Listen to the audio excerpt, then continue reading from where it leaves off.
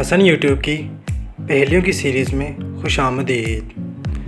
پہلی نمبر 1، وہ کون سی چیز ہے جو الٹی ہو تو ہاتھی اور سیدھی ہو تو اونٹ؟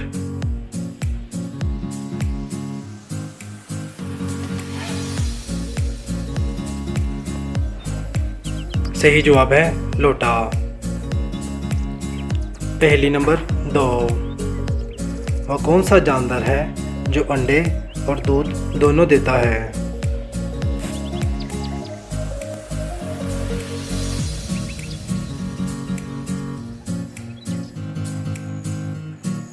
صحیح جواب ہے دکاندار۔ پہلی نمبر 3، وہ کون سی چیز ہے جو حرام ہے لیکن اسے پینے سے ثواب ملتا ہے؟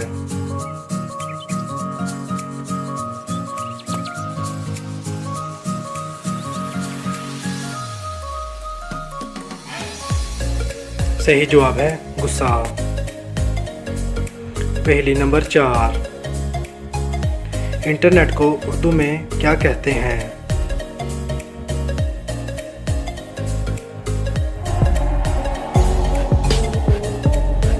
صحیح جواب ہے تاروں کا جال۔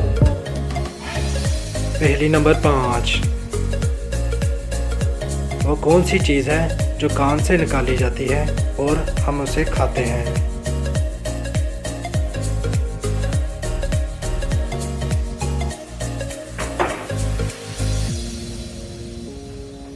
صحیح جواب ہے نمک۔